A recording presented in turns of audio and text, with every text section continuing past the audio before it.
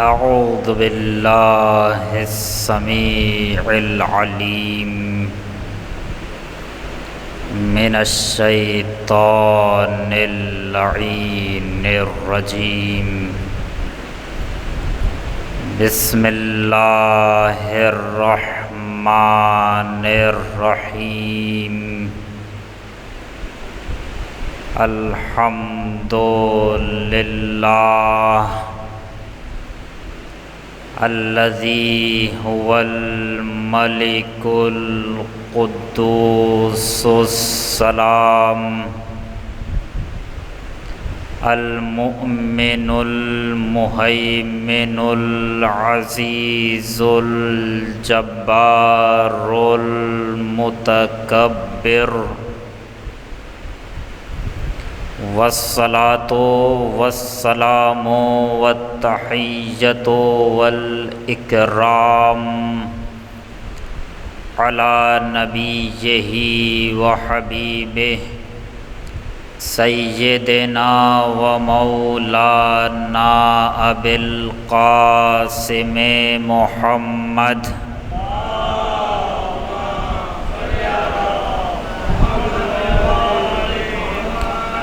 وعلى آلہ الطیبین الطاہرین المعصومین المظلومین الذین اذهب اللہ عنہم الرجس وطہرہم تطہیرا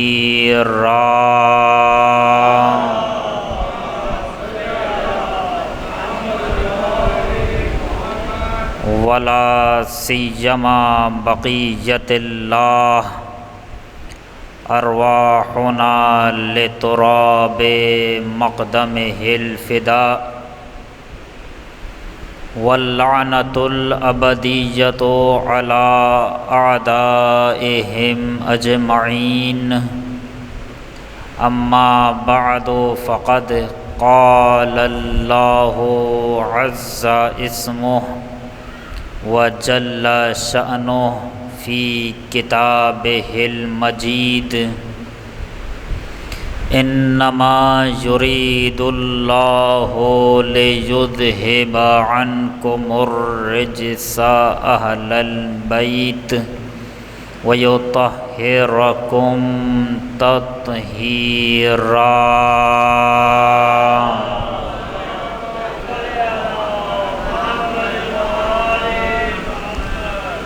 حضرات گرامی، آپ حضرات کے سامنے زیارت جامعہ کبیرہ کی شرح اور زیارت جامعہ کبیرہ کے جملوں کے معانی بیان کیے جا رہے ہیں. گزشتہ سال بھی ہم نے اسی زیارت کے کچھ ابتدائی فقروں پر بات کی تھی اور اس سال ہم نے اسی موضوع کو ادامہ دیا. حضرت امام علی نقی علیہ الصلاۃ والسلام نے فرمایا: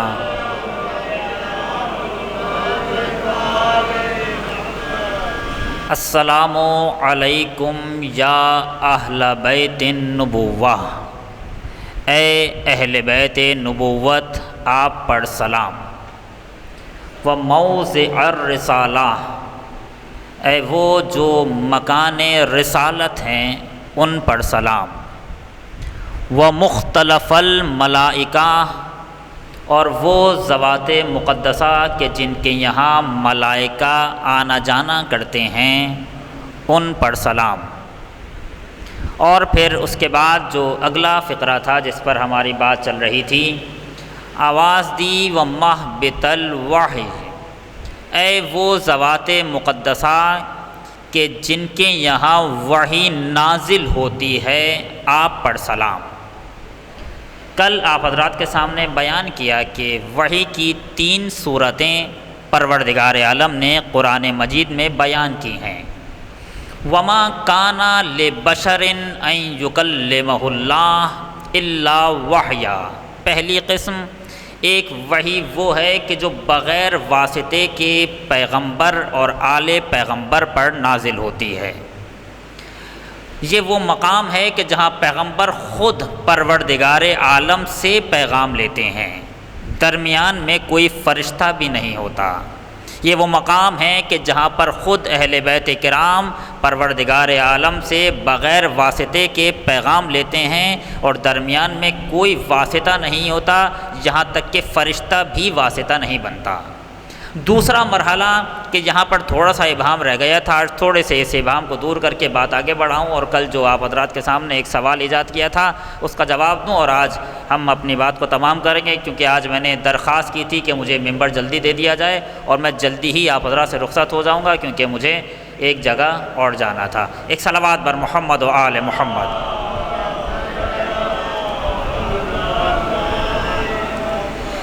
دوسرا مقام یا دوسری صورت جو وحی کی ہے وہ ہے پشت پردہ، کہ جو حضرت موسیٰ علیہ السلام سے پروردگار عالم نے پشت پردہ بات کی، مثلا درخت کے ذریعے سے بات کی یا کسی نبی سے خواب کے ذریعے سے بات کی۔ یہ خواب کے ذریعے سے بات کرنا در حقیقت پشت پردہ بات کرنے کے مترادف ہے، لیکن یہاں پر ایک مسئلہ پیش آتا ہے کہ جب انسان پشت پردہ بات کرتا ہے یا جب پروردگار پشت پردہ بات کرتا ہے تو ان دونوں میں فرق کیا ہے؟ انسان کیسے پہچانے کہ یہ جو پشت پردہ آواز آ رہی ہے، مثلا نبی کیسے پہچانے کہ یہ جو پشت پردہ آواز آ رہی ہے یہ کسی انسان کی آواز ہے یا یہ جو آواز آ رہی ہے یہ پروردگار عالم کی آواز ہے؟ آیا کوئی ملاک اور کوئی قرینہ ہمارے یہاں ہے یا نہیں ہے؟ اس کے لیے جو علماء نے بیان کیا وہ یہ کہ اگر کوئی ایک انسان کسی انسان سے پشت پردہ بات کرے تو آواز ایک طرف سے آتی ہے۔ توجہ فرمائیں، اگر انسان وہاں سے مجھ سے پشت پردہ بات کر رہا ہے تو آواز وہاں سے آئے گی، یہاں سے نہیں آئے گی، کیونکہ وہ انسان مکانی ہے، ایک مکان پر کھڑا ہو کر مجھ سے بات کر رہا ہے، لہٰذا ایک ہی سمت سے بات سنی جا رہی ہوگی۔ لیکن جب پروردگار عالم پشت پردہ بات کرتا ہے تو صرف ایک طرف سے نہیں بلکہ چاروں طرف سے آواز آتی ہے۔ یہ فرق ہے انسان اور پروردگار عالم کے کلام میں، یہاں تک کہ ایک عارف بزرگوار تھے، ان کا آخری وقت آیا، انہوں نے اپنے پروردگار عالم کو بلایا، یا الہی، ایک گوشے سے آواز آئی لبیک یا عبدی، انہوں نے فوراً پہچان لیا، کہنے لگے دور ہو جا مردود۔ لوگ پریشان ہو گئے، سامنے لوگ بیٹھے تھے، انہوں نے سوچا کہ ابھی تو انہوں نے کہا تھا کہ یا الہی، جب ایک طرف سے آواز آئی تو کہنے لگے دور ہو جا مردود۔ اتفاق یہ ہوا کہ پروردگار عالم نے اس موقع پر ان کی روح قبض نہیں کی، اور پھر ان سے بعد میں پوچھا گیا کہ جب آپ نے کہا تھا یا الہی اور جب ایک طرف سے آواز آئی تھی تو آپ نے کیوں کہا دور ہو جا مردود؟ تو کہنے لگے کیونکہ ایک طرف سے آواز آ رہی تھی لہذا وہ شیطان کی آواز تھی۔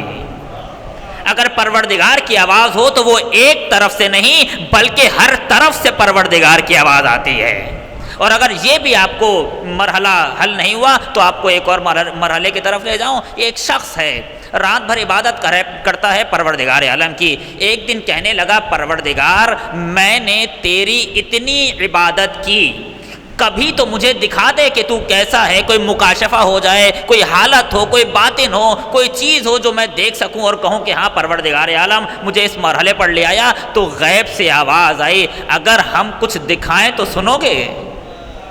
توجہ فرمائیں، اگر ہم تمہیں کچھ دکھائیں تو سنو گے؟ میں فرق واضح کر رہا ہوں کہ جب پروردگار کسی سے کلام کرتا ہے اور جب پروردگار کسی چیز میں آواز ایجاد کرتا ہے تو آواز ایک طرف سے نہیں بلکہ کائنات کی ہر شے سے آواز آ رہی ہوتی ہے۔ اگرچہ انسان ایک طرف متوجہ ہوتا ہے، آواز آئی اگر ہم تمہیں کچھ دکھائیں تو دیکھو گے؟ اس نے کہا ہاں میرے پروردگار میں دیکھوں گا۔ آواز دی دیکھو، جہاں دیکھنا چاہتے ہو دیکھو۔ وہ کہتا ہے میں نے جہاں دیکھا، زمین کو دیکھا یا آسمان کو دیکھا، فلک کو دیکھا یا نیچے دیکھا، ہر طرف سے ایک ہی آواز آ رہی تھی، بے علی بے علی بے علی بے علی۔ ایک صلوات پر محمد و آل محمد۔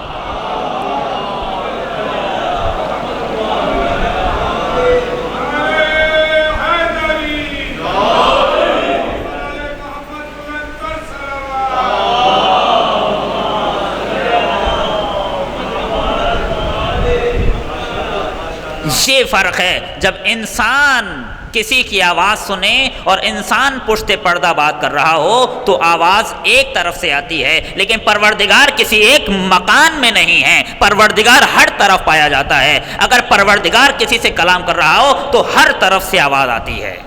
اگرچہ حضرت موسیٰ علیہ السلام درخت کے ذریعے سے پروردگار عالم سے بات کر رہے ہیں، مگر جب سن رہے ہیں تو صرف درخت سے آواز نہیں آ رہی بلکہ چاروں طرف سے آواز آ رہی ہے، کیونکہ پروردگار عالم کلام کر رہا ہے۔ بہرحال میں اگلے مرحلے پر آ جاؤں۔ پہلا مرحلہ جو وحی کا تھا وہ تھا کہ اہل بیت کرام پروردگار عالم سے بغیر واسطے کے پیغام کو لیتے ہیں، درمیان میں کوئی واسطہ نہیں بنتا۔ یہ سخت ترین مکان ہے، توجہ فرمائیں، یہ سخت ترین مقام ہے خود پیغمبر کے لیے بھی اور آل پیغمبر کے لیے بھی، کہ جب وہ پروردگار عالم سے بغیر واسطے کے پیغام کو لے رہے ہوتے ہیں۔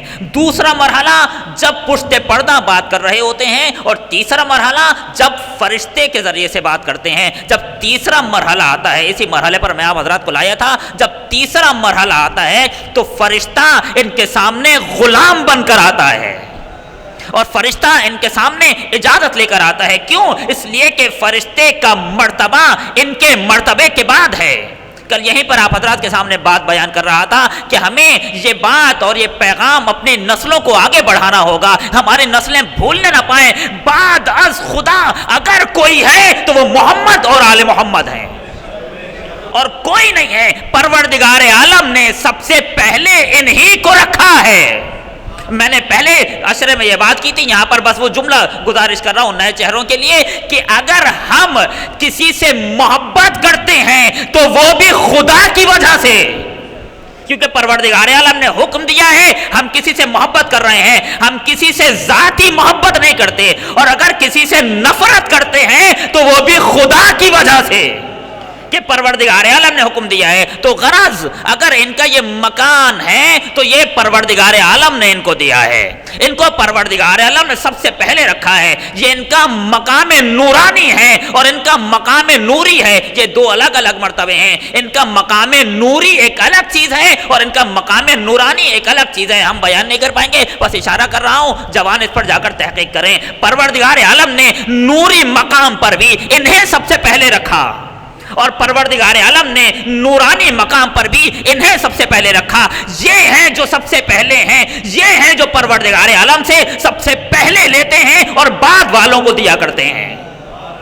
پروردگار عالم نے انہیں رکھا ہے۔ اب جو میں جملہ پڑھنے جا رہا ہوں بہت ہی حساس جملہ، کاش کہ یہ جملہ آپ حضرات کے سامنے اس کا صحیح معنی کر پاؤں، اور اگر یہ جملہ سمجھ میں آ جائے گا تو کل دوبارہ اپنے سوال کو ایجاد کر کے اس بات کو مکمل کر دوں گا۔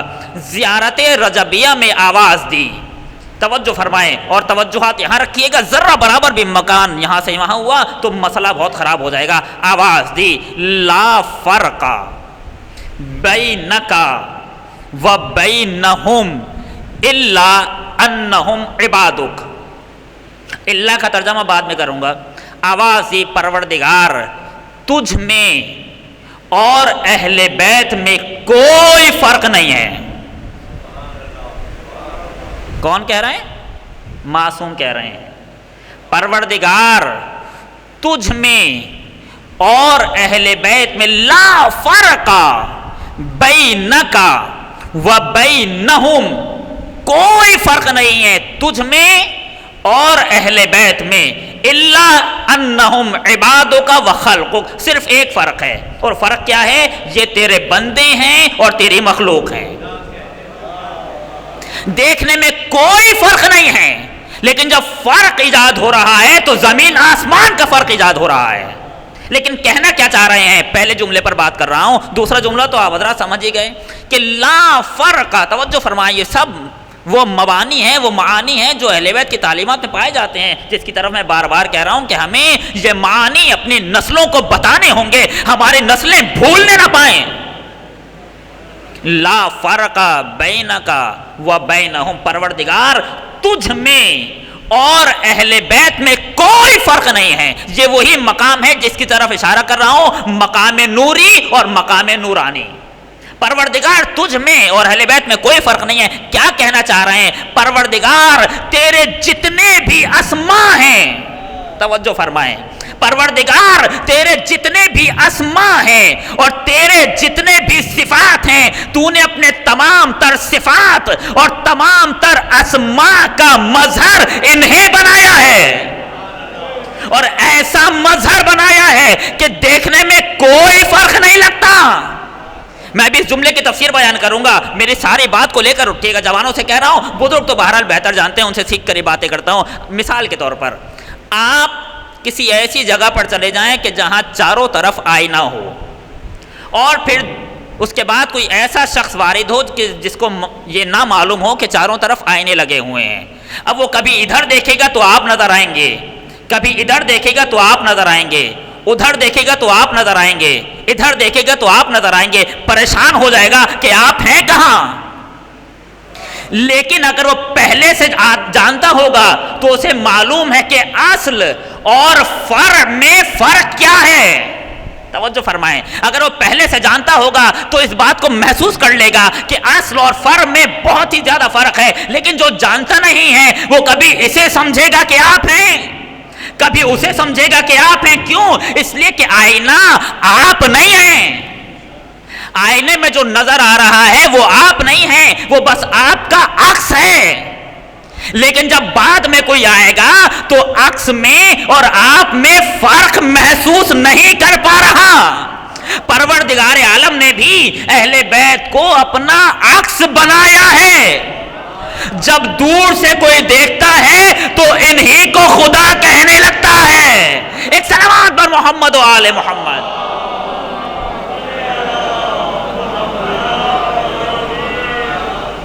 لیکن کیا بتائیں، وہی ہے کیا؟ جی نہیں، زمین آسمان کا فرق ہے۔ اگر یہ نہ ہوتا تو عکس بھی نہ ہوتا، یہ نہ ہوتا تو صورت بھی نہیں ہوتی۔ پروردگار عالم نے اپنے تمام تر اسماء، کاش اس پر وقت ہوتا اور بات کرتا، پروردگار عالم نے اپنے تمام تر اسماء اور پروردگار عالم نے اپنے تمام تر صفات کا مظہر انہیں بنایا ہے۔ یہ ہیں پروردگار عالم کی طرف سے تمام تر اسماء اور صفات کے مظہر، اور یہی ان کا مقام نورانی ہے اور مقام نوری ہے۔ کل یہ بات آپ حضرات کے سامنے کر دی تھی۔ سوال یہ ایجاد کیا تھا کہ اگر سب کچھ ان کے بعد خلق ہو رہا ہے تو نتیجتاً فرشتہ بھی ان کے بعد خلق ہو رہا ہے، ملک اور ملائکہ ان کے بعد خلق ہو رہے ہیں۔ جیسا کہ کل آپ حضرات کے سامنے میں نے روایت پڑھی تھی، اور روایت تو بہت پہلے پڑھی تھی، بس ایک جملہ پڑھا تھا کہ پروردگار عالم نے فرشتوں کو امیر المومنین کے نور سے خلق کیا۔ اس کا مطلب یہ ہے کہ امیر المومنین کا مرتبہ زیادہ ہے اور فرشتوں کا مرتبہ بعد میں ہے، کہ فرشتے ان کے ذریعے سے خلق کیے گئے ہیں، اور یہ ہیں جو فرشتوں کے معلم ہیں۔ توجہ فرمائیں، نہ یہ کہ ان کے ذریعے سے فرشتوں کو خلق کیا گیا ہے، بلکہ یہی ہیں کہ جنہوں نے فرشتوں کو سکھایا کہ پروردگار کی عبادت کیسے کرنی ہے۔ سبحنا فسبحت الملائکہ، کاش وقت ہوتا یہ ساری روایات پڑھتا۔ سبحنا فسبحت الملائکہ، ہم نے تسبیح کی تو ملائکہ نے تسبیح سیکھی۔ ہم نے سکھایا انہیں کہ پروردگار عالم کی عبادت کرنی کیسے ہے۔ تو غرض صرف ایسا نہیں ہے کہ یہ ملائکہ سے بڑھتر ہیں، بلکہ یہ ملائکہ کے معلم بھی ہیں۔ انہوں نے ہی ملائکہ کو تعلیم دی ہے، اور یہی ملائکہ کے صحیح معلم ہیں۔ اگر یہی ملائکہ کے معلم ہیں اور یہی ملائکہ کے استاد ہیں تو اس دنیا میں حضرت جبرائیل وحی کیسے لے کر آ رہے ہیں؟ یہ سوال ہے یا نہیں ہے؟ یہ سارے سب کے ذہنوں میں سوالات آتے ہیں۔ ان کا مقام سب سے بڑھتر ہے، ان کا مقام سب سے افضل ہے بعد از خدا۔ اگر مقام ان کا سب سے افضل ہے بعد از خدا تو فرشتہ ان تک وہی کیسے لے کر آ رہا ہے اس دنیا میں؟ اب اس مسئلے کو حل کرنے کے لیے تھوڑا سا وقت لوں گا۔ عزیزان گرامی، اہل بیت کے کچھ درجات ہیں، اہل بیت کے کچھ مراتب ہیں۔ ایک وہ مرتبہ ہے کہ جو اس عالم میں ہے، توجہ فرمائیں، اس عالم میں یہ بس ایک نور ہیں اور ان تک کسی کی کوئی رسائی ممکن نہیں ہے۔ خدا واسدی لی مع اللہ حالات لا یسعہ ملک مقرب، ہمارے اور پروردگار عالم کے درمیان ایسے حالات ہیں جنہیں کوئی نبی بھی محسوس نہیں کر سکتا۔ یہ خود فرمایا ہے. تو یہ پروردگار عالم سے اتنے قریب ہیں, ان کا مقام اتنا بلند ہے کہ کوئی اس میں شریک نہیں ہے. ان کے اس مقام میں نبی بھی ان کے بعد ہوگا, اور یہی ہیں کہ جن کے ذریعے سے نبیوں کو نبوت ملے گی, اور انہی کے ذریعے سے رسولوں کو رسالت ملے گی, کیونکہ یہ ہیں سب سے پہلے. لیکن پروردگار عالم نے انہیں اس عالم سے, توجہ فرمائیے گا, پروردگار عالم نے انہیں اس نورانی عالم سے اس مادی عالم میں بھیجا ہمارے اور آپ کے لیے. توجہ فرمائیں, یہ اس نورانی عالم سے اس مادی عالم میں آئے تاکہ ہمارا ہاتھ پکڑ کر اس نورانی عالم میں لے جائیں. ایک صلوات بر محمد و آل محمد.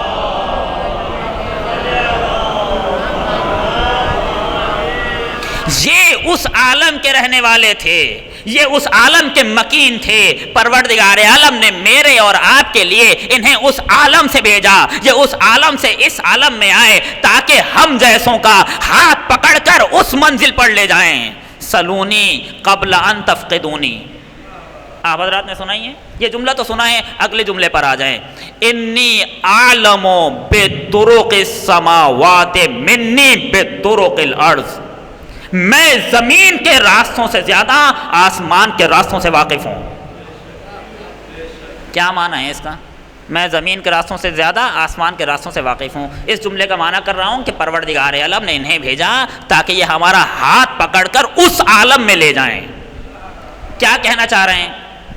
انی عالم بطرق السماوات منی بطرق الارض.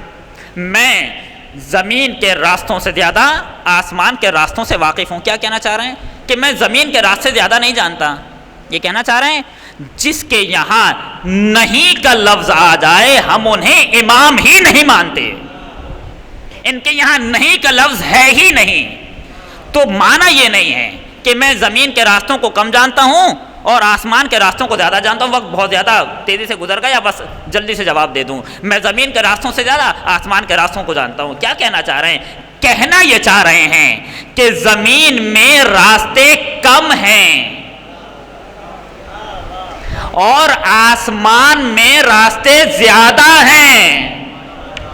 میں تمہیں آسمانوں کی سیر کرانے آیا تھا, میں تمہیں اس عالم میں لے جانے کے لیے آیا تھا اور تم اسی دنیا میں چپک کے رہ گئے.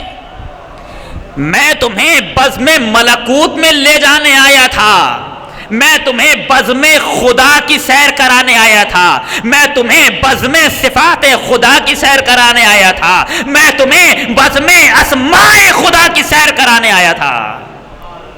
یہ اس دنیا میں آئے تھے تاکہ ہمارا ہاتھ پکڑ کر اس عالم میں لے جائیں. تو کم سے کم, البتہ اور بھی ہے لیکن میں کم سے کم ان کے دو وجود تو ہمارے سامنے آ گئے. ایک وہ جو ان کا نورانی وجود ہے کہ جہاں کوئی بھی ان تک نہیں پہنچ سکتا, نہ کوئی نبی نہ کوئی فرشتہ. لیکن ایک یہ مقام ہے جو مقام بشری ہے اور مقام مادی ہے. پروردگار عالم نے انہیں جسمانی اور بشری پیکر میں ہمارے درمیان بھیجا. اگر یہ بشری پیکر میں نہ آتے, توجہ فرمائیں, چونکہ یہ نورانی تھے, اگر یہ بشری پیکر میں اور جسمانی پیکر میں نہ آتے تو ہم ان سے رابطہ برقرار نہیں کر سکتے تھے.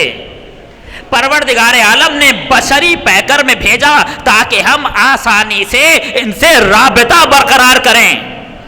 مثال دے دوں, اگر اس تار پر یہ کور نہ ہو تو کیا آپ اسے ہاتھ لگا سکتے ہیں؟ کہ ہاتھ نہیں لگا سکتے. کیوں؟ اس لیے کہ کرنٹ لگے گا. اب اگر میں چاہوں کہ اس تار کو ہاتھ لگا سکوں تو کیا کروں گا؟ مثلا یہی ہوا کہ اس پر کور لگا دیا گیا. کور لگانے کے بعد ایک ناممکن کام ممکن ہو گیا. پروردگار عالم نے بھی کچھ ایسا ہی کیا ہے. یہ اس عالم کے رہنے والے تھے, یہ نوری مخلوق تھے, یہ نورانی مخلوق تھے. اگر نورانی مخلوق بن کر ہی آ جاتے تو ہم جیسوں کا کیا ہوتا؟ پروردگار عالم نے جسمانی اور بشری پیکر میں بھیجا تاکہ میں اور آپ ان سے رابطہ برقرار کر سکیں. اور ان کی سیرت پہ چل سکیں، یہ اس مقام سے اس مقام پر آئے. لیکن توجہ فرمائیں، اگر اس مقام سے اس مقام پر آئے تو اس کا مطلب یہ نہیں ہے کہ وہ مقام چھوڑ کر آئے. توجہ فرمائیں، اگر یہ اس مقام سے یہاں تک آئے ہیں تو ایسا نہیں ہے کہ اس مقام کو چھوڑ کے آئے ہیں. ان کا وہ مقام محفوظ ہے، یہ جب چاہتے ہیں وہاں پلٹ جاتے ہیں.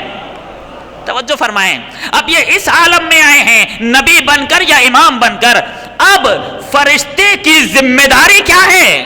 توجہ فرمائیں، فرشتے کی ذمہ داری کیا ہے؟ فرشتہ وحی لے کر آ رہا ہے، فرشتہ تو خود ان سے سیکھ رہا ہے. اگر فرشتہ خود سیکھ رہا ہے تو انہیں سکھا کیسے سکتا ہے؟ اگر یہ فرشتے کے معلم ہیں تو فرشتہ ان کا معلم کیسے بن سکتا ہے؟ اگر یہ فرشتے کے استاد ہیں تو فرشتہ ان کا استاد کیسے بن سکتا ہے؟ ہم یہی بیان کر رہے ہیں، فرشتہ ان کا معلم نہیں ہے، خادم ہے. فرشتہ معلم بن کے نہیں آتا، فرشتہ خادم بن کر آتا ہے، جو ان کے اس مقام نورانی سے پیغام کو لیتا ہے اور اس مقام مادی میں دے دیتا ہے. دینے والا معلم نہیں ہوتا، خادم ہوتا ہے. ایک صلوات پر محمد و آل محمد.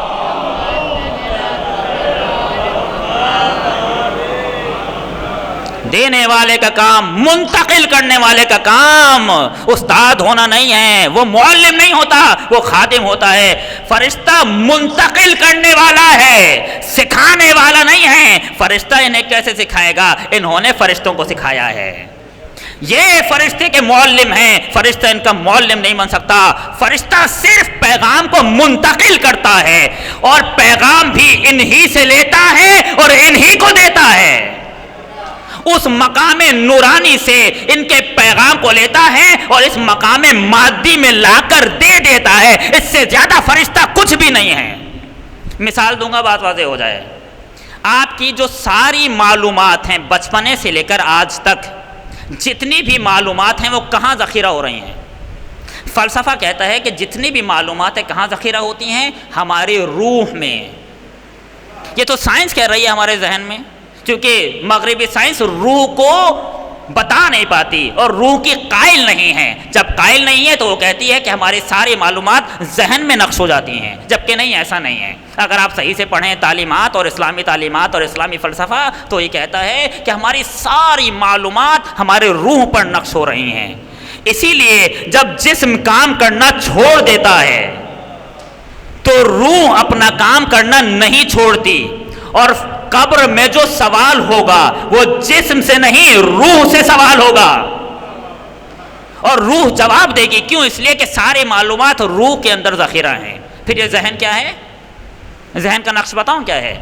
آپ مثلا کسی مقام پر کچھ بھول گئے، اب آپ نے اپنے ذہن پر فشار ڈالا، کچھ یاد کرنا چاہتے ہیں، کچھ واقعہ یاد کرنا چاہتے ہیں. آپ نے کیا کیا؟ جو واقعہ آپ کے روح میں نقش ہے اور اس مادی عالم میں آپ بھول گئے. میں صرف مثال دے رہا ہوں، بعینہ ہی مثال وہاں تطبیق نہیں ہوگی. مثال تقریب ذہن کے لیے ہوتی ہے، ذہن کو قریب کرتی ہے اور کچھ نہیں کرتی. آپ بھول گئے. میں یہ جملہ اس لیے کہہ رہا ہوں کہ اہل بیت بھولتے نہیں ہیں، اس لیے ساری باتیں کر رہا ہوں. آپ بھول گئے. اب آپ نے کیا کیا کہ اپنے ذہن پر فشار ڈالا. کیا ہوگا؟ آپ کے قوائے فکری، جو فکری قوتیں ہیں، آپ کے ذہن کے خلیوں کو متحرک کریں گی. پھر آپ کے ذہن کے خلیے روح کے پاس جائیں گے اور روح سے پیغام لیں گے اور آپ تک دے دیں گے. یہ جو فکری خلیے ہیں یا فکری قوتیں ہیں، یہ آپ کے آقا ہیں یا خادم؟ آپ کہیں گے یہ ہمارے خادم ہیں، کیونکہ ہمارے اشارے پر چل رہی ہیں، اور اشاروں پر چلنے والے خادم ہوتے ہیں، معلم نہیں ہوتے. ایک صلوات بر محمد و آل محمد.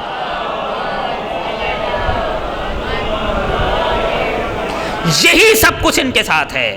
فرشتہ ان کے مقام نورانی سے پیغام کو لیتا ہے خادم بن کر اور اس مادی عالم میں لا کر ان کو دے دیتا ہے. لیکن جب اس مادی عالم میں آتا ہے تو یہ ان کے استاد ہیں, یہ فرشتے کے معلم ہیں, یہ ان سے پہلے اجازت لے گا, پھر بندوں کی طرح اور غلاموں کی طرح ان کے سامنے آ کر بیٹھے گا.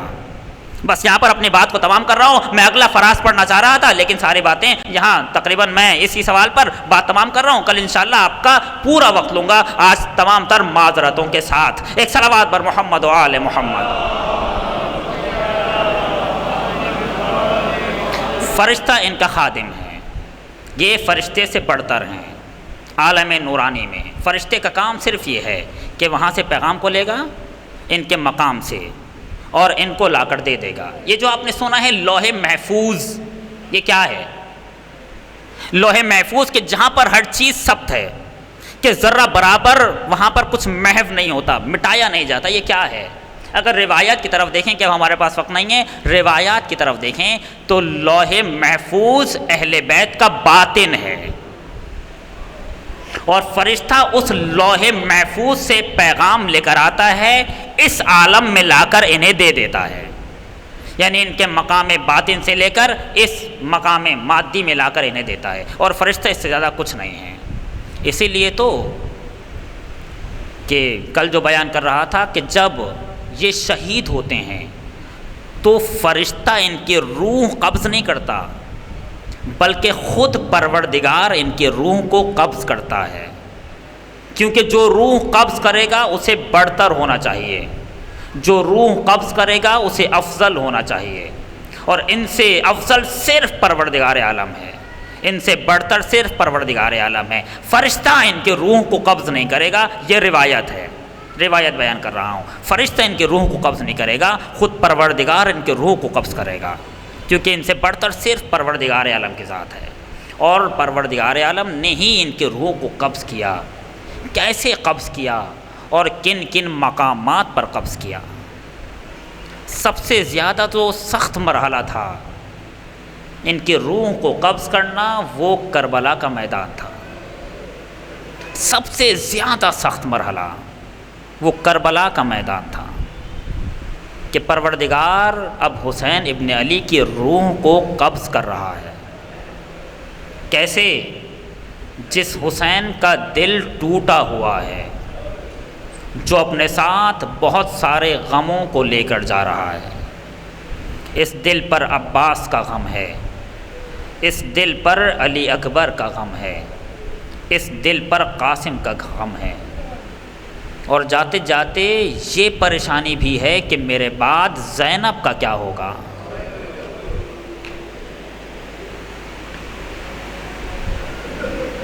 جاتے جاتے یہ سوچ رہے ہیں کہ میرے بعد ام کلثوم کا کیا ہوگا, میرے بعد میری بیٹی سکینہ کا کیا ہوگا. میں آج مصائب کچھ اور بیان کرنا چاہ رہا ہوں, لیکن صرف ایک جملہ یہاں کہہ دوں, اگر زبان پر لفظ جاری ہوا. شب عاشور کسی نے امام کو دیکھا کہ زمین سے کچھ اٹھا رہے ہیں. پوچھا مولا کیا اٹھا رہے ہیں, کیا ڈھونڈ رہے ہیں؟ آواز دی کل روز عاشورہ ہے, میرے بچے اس میدان میں دوڑیں گے, میں کانٹے اٹھا رہا ہوں, میرے بچوں کے کانٹے نہ چبھ جائیں, میرے بچوں کے پتھر نہ چبھ جائیں.